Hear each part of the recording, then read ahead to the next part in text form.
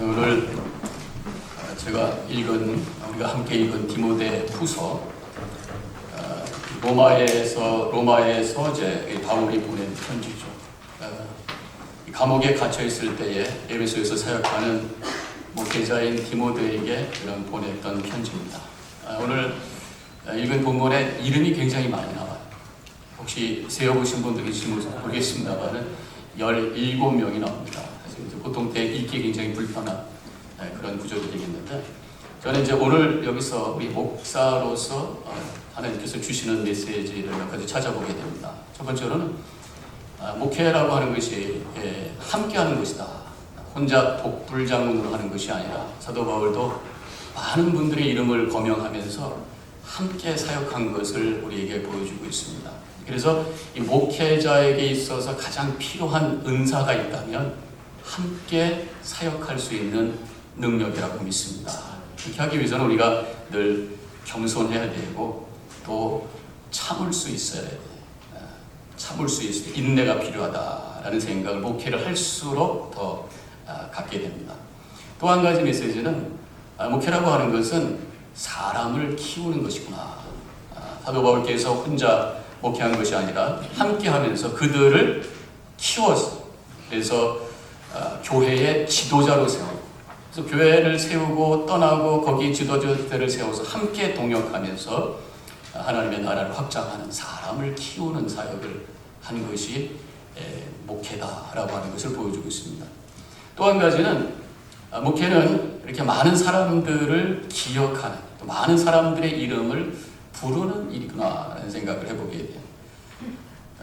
저도 목회를 이제 뉴저지 와서 지금 31년째 하면서, 우리 UMC는 어포인먼트 시스템이기 때문에 많이 돌아다닙니다. 제가 지금 와 있는 교회가 5번째 교회예요. 그러다 보니까 셀폰에 지금 그 사람의 이름이 엄청나게 많아요. 어떨 때 보면 이게 누구지? 뭐 이런 정도로.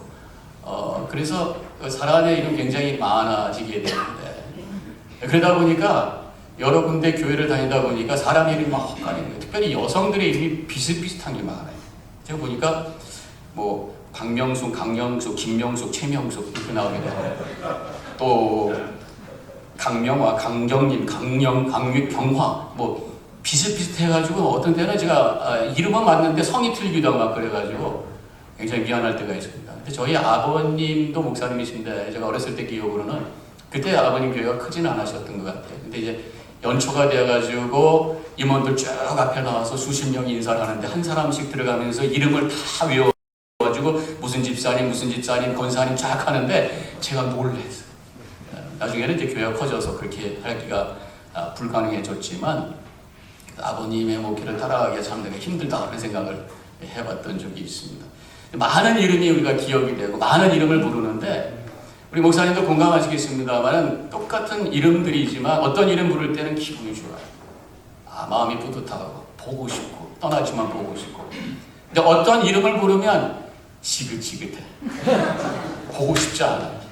그 이름 생각하고 싶지 않아. 그 다양한 이름들이 우리에게는 기억되고 있고 그 이름을 부르고 있다고 하는 것입니다. 근데 오늘 17명의 이름이 좀 나오는데, 사도 바울도 그 이름 속에서 한 3가지 종류의 이름을 여기서 얘기를 하고 있습니다. 하나는 섭섭한 이름들이 나와요.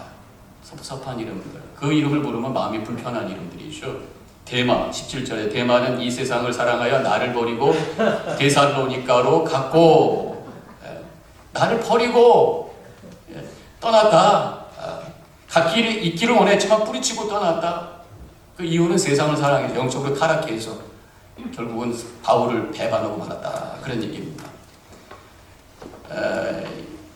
어떤 그 목사님이 40년 사역을 하고 은퇴를 하셨는데, 후배가 찾아가가지고 목사님 40년 동안의 목회를 한 단어로 딱 요약해서 저한테 좀 알려주십시오. 그랬더니 목회는 배반이야, 배반. 믿었던 장로님한테 발등시키고, 우리 목사님들 다 공감하잖아요. 아픔을 줬던 사람들이다. 그래서 우리가 항상 얘기하는 게 있습니다. 사람은 믿음의 대상이 아니라 뭐라고요? 사랑의 대상이다. 이건 목회 아주 철칙입니다. 항상 우리가 잊지 말고 기억을 해야 돼요. 그것을 우리가 기억한다면 아무리 어떤 성도가 섭섭하게 해도 뭐 믿을 존재가 아니니까 그런가 보다 실망할 거 없다 그런 얘기죠. 우리 아버님께서 제가 24살에 이제 목회를 한국에서 시작을 했어요. 시골에 저기 전도사로 가기 전에 앉혀놓고, 야, 한이승아, 이제 목회하는데 별별 사람 다 만날 거야. 근데 너를 힘들게 하는 사람이 있으면 전도사님, 목사님, 나 더 사랑해 주세요 라는 소리로 들어라. 그렇게 말씀하셨어요. 그러니까 힘들게 하고 불편하게 하면은 괴롭힌다라고 생각보다 저 사람이 사랑이 더 필요하구나, 그저 사랑할 존재구나, 사랑할 대상이구나, 이런 마음을 가지고 우리가 목회를 하면은 큰 상처받지 않고 목회를 잘할 수 있음을 믿습니다. 여기 또 섭섭한 이름이 또 하나 나오는데 알렉산더가 나와요. 구리 세공업자 알렉산더가 내게 해를 입혔음에, 아주 힘들게 했던 사람이에요. 배반하고 도망갔던 섭섭한 사람이 있고, 이 사람은 아주 힘들게. 디모데전서 1장에 보면은 알렉산더가 이단에 빠져가지고 힘들게 하고, 또 이 주석에 보면은 이 알렉산더가 바울이 재판을 받을 때 불리한 증언을 한 사람으로 알려져 있어요. 그래가지고 오늘 본문에 보니까 15절에 그가 우리 말을 심히 대적하였느니라. 아예 어택을 했다는 얘기예요. 아주 괴롭혔다 그런 말이에요.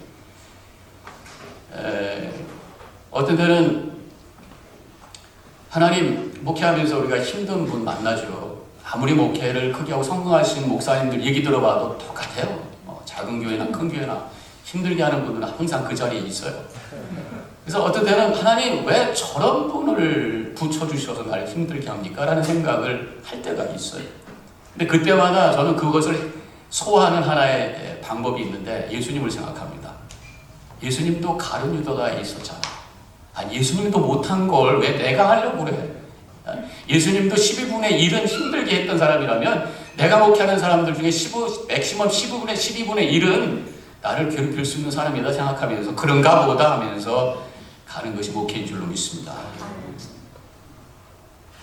그저 불쌍한 영혼, 해피면 그 사람이 그 자리에 있다고 하는 게 그 영혼이 불쌍하구나, 이런 마음을 가지고 바라보면 되지 않겠나 생각이 들어요. 자, 이렇게 섭섭한 이름이 있고 또 고마운 이름들이 있어요. 누가가 나옵니다. 11절에 누가만 나와 함께 있느니라.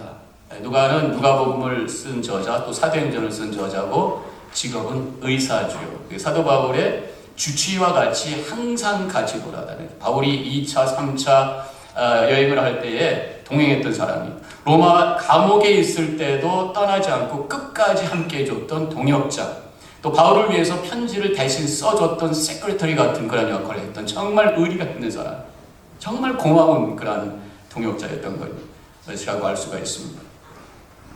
우리 목회하면서도 그런 분들이 있잖아요. 목회하면서 이렇게 보면은 목회할 때마다 제가 교회 다녔지만 힘들게 하는 사람이 있지만 반대로 힘이 되어주는 분이 있어요.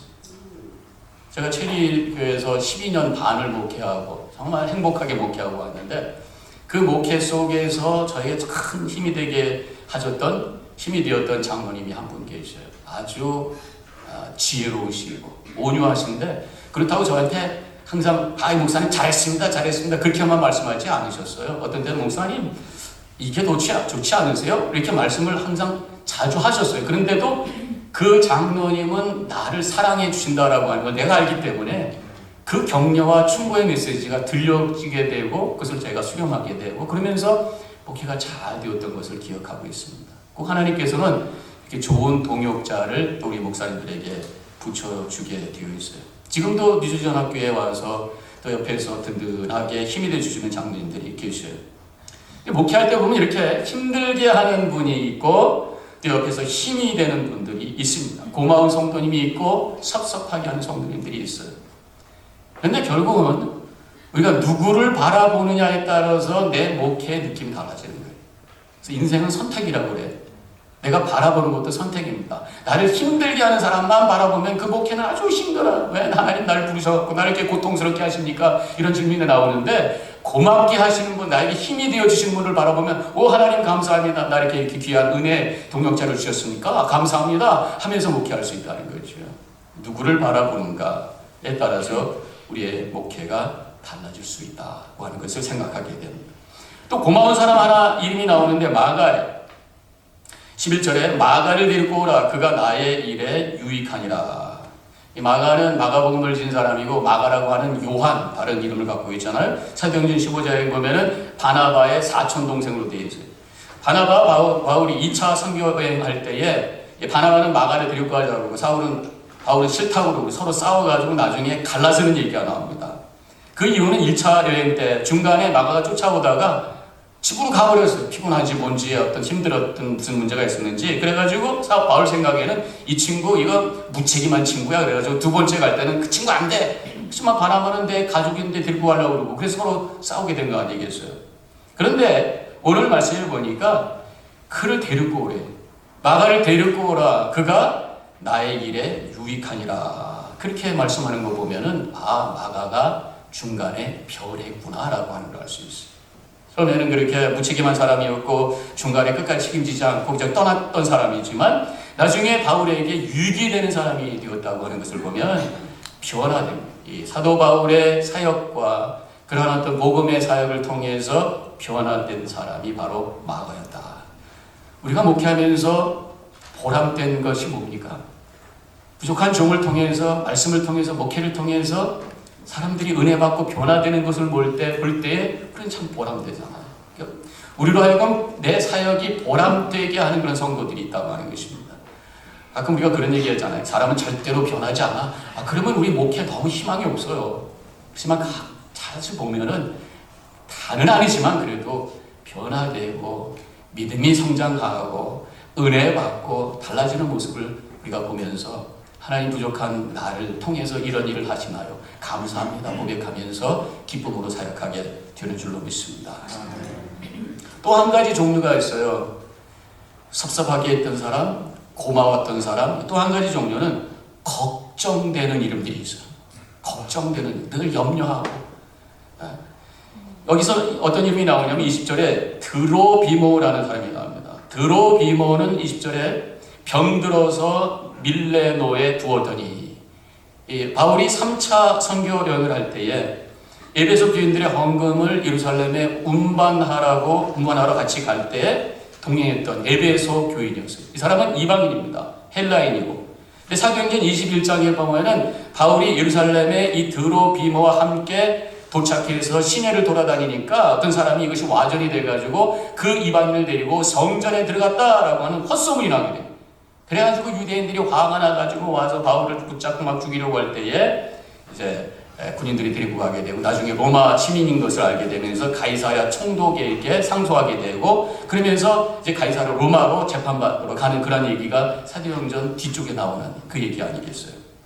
그런데 지금 오늘 이 말씀에 보면은 이 드로비모가 병들어서 밀레노에 있게 되었다. 그가 아프다. 도움이 필요한 사람이다. 밀레노에서 지금 쉬고 있다. 그런 이제 말씀을 하고 있는 거예요. 목회하면서 보면은 안타까운 분들이 있어요. 눈물 날 정도로 힘든 분들이 있어요. 큰 병에 걸려서 여러 가지 사업의 문제로 관계 어품 속에서 눈물을 흘리면서 함께 기도하는 분들이 있습니다. 그들을 위해서 내가 기도할 수 있는, 그들을 위해서 격려할 수 있는 그러한 사역에 하나님의 은혜 통로로 내가 쓰임받는다고 하는 것을 하나님의 은혜로 고백해야 될 줄로 믿습니다. 오늘 새벽에 저희 교회 여자 장로님 한 분이 막 새기도하고 있는데 목사님 딱 기도해 주세요. 내가 내일 키모받는데 오늘부터 무슨 약을 넣고 해야 돼요. 그러면서 기도를 부탁해요. 그래서 그분의 머리에 손을 얹고 어깨에 손을 얹고 같이 눈물로 기도할 때에 그 장로님도 그 기도를 통해서 힘을 얻게 되고 저도 그 기도를 통해서 하나님이 나를 통해서 그런 역사를 이루신다고 하는 것에 대한 더 감격과 감사를 경험했던 시간이었습니다.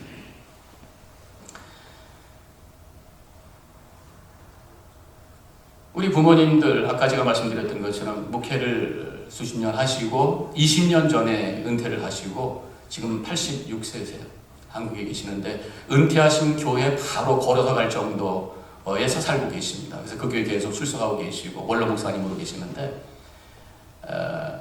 여전히 은퇴하신 지 20년 됐는데도 성도님들이 잘해주세요. 제가 이번에 한국 갔다 왔는데 보면은 일주일에 한 번씩 음식을 대다 주시는 권사님도 계시고 뭐 사과 박스, 뭐 굴 박스 막 넘쳐납니다. 두 분이 사시는데 냉장고가 왜 세 개가 있는지는 모르겠어요. 그래서 제 동생네도 갖다 주고 이모네도 갖다 주고 그러시는데, 그러니까 그렇게 어려운 분들을 잘 돌보셨어요. 그래서 그 어려울 때에 목사님의 기도 한마디, 어려울 때 찾아가서, 우리 어머니는 또 가끔씩 이렇게 돈 주머니에다 2만 원, 3만 원 찔러주셨대요. 그래서 어떤 분은 그거 수십 년 전, 그것도 다른 교회 분인, 그 전 교회, 한 40년 전 분인데, 지금도 기억하고, 제가 우리 사모에서도 말씀드렸습니다만, 제주도로 이사 가가지고 가끔씩 연락하고, 얼마 전에 은갈치 한 박스 보내주십니다. 수십 년 전 성도인데, 어머니가 오셔서 손잡고 주머니에다가 2만 원 찔러준 게 그때 너무 큰 힘이 되어가지고, 지금도 잊지 않고 감사의 표현을 하고 있다는 거예요. 하나님께서 우리를 통해서 그런 역사를 이루시는 줄로 믿습니다. 이렇게 우리의 목회 여정에는 섭섭한 사람도 있고 힘든 사람도 있고 고마운 사람도 있고 또 걱정되는 사람도 있어요.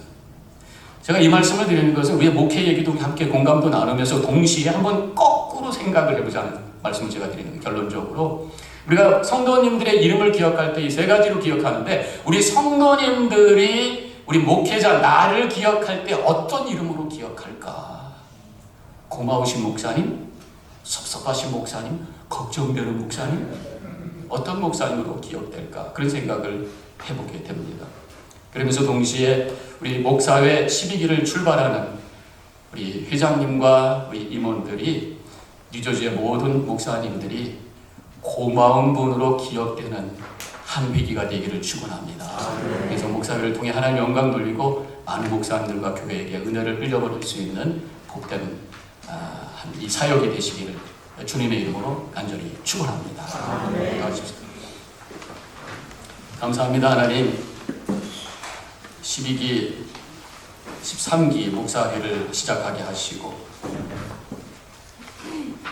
임원들과 우리 회장님들을 통해서 하나님의 은혜의 통로가 되게 하시고 목사님들에게 격려가 되고 은혜가 될 수 있는 귀한 기회를 허락해 주심을 감사합니다. 한 회기를 통해서 하나님의 계획된 뜻이 이루어지고, 그래서 고마우신 분들로 기억되고 함께 기뻐할 수 있는 한 해가 되게 하여 주시옵소서. 감사하며 예수님의 이름으로 기도합니다. 아멘.